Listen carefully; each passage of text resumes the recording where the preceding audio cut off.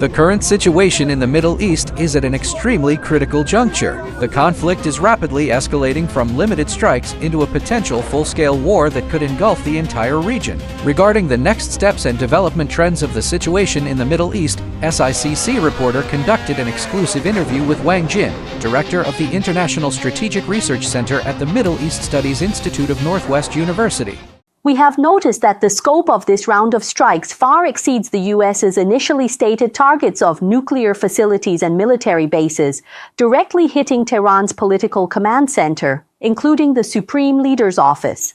From a strategic perspective, has the core intention of the US-Israeli military action changed? I think the Iranians' war has already for nearly 1 week, and the United States' goal is very clear. They just don't want to overthrow the existing Iranian government, because United States targets inside Iran includes not only Iranian supreme leader, but also Iranians and other senior political military figures. All of United States are doing in Iran is trying to dismantle Iranian's political authority and trying to create more crisis inside Iran to impose much more pressure inside Iran for the possibilities of political change. So that's why I think what the United States is really want right now in Iran is to overthrow the whole Iranian political system and try to create the new political order inside Iran. With the military involvement of Lebanon's Hezbollah and Yemen's Houthi forces in the Middle East, a multi-front war against Israel has begun. From the perspective of military resources and domestic political impact, can Israel's Iron Dome and the U.S. military presence in the Middle East sustain the long-term consumption of such high-intensity warfare? The most important among them are two factors. The first one is how long can Israel and the United States tolerate their casualties led by the war. So it will lead to the political pressure inside Israel, and also it will lead to political pressure inside the United States. And also on the other hand, we have to think this problem through the very military way, because when the war continues, that United States and Israel, they have to intercept the missiles launched from Iran against the targets inside Israel or against the targets inside the United States military bases in the Middle East. So it means that the United States air defensive systems capabilities will decrease as the time goes by.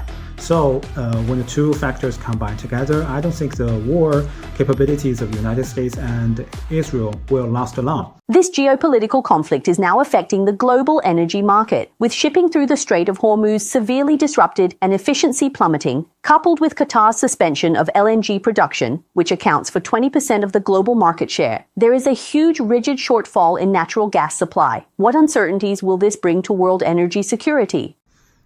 I think you are right. The whole world will face growing economic problem when the time goes by, particularly when the closure of the Hormuz Straits continue.